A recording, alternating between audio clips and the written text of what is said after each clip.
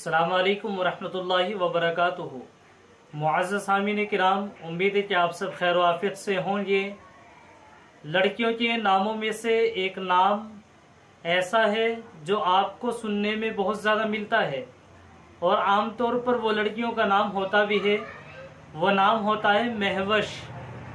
अब हम बात करेंगे महवश नाम के बारे में कि महवश नाम की लड़की के माना क्या हैं और इस नाम के मतलब क्या है और क्या ये नाम रख सकते हैं या नहीं रख सकते हैं।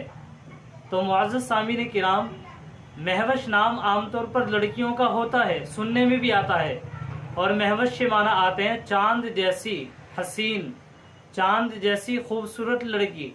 लिहाजा ये नाम रख सकते हैं। माना में बज़ाहिर कोई ख़राबी नहीं है, लेकिन बेहतर और मुनासिब ये है कि साहबिया वाले नाम रखे जाएं। अस्सलाम वालेकुम वरहमतुल्लाहि वबरकातुहू।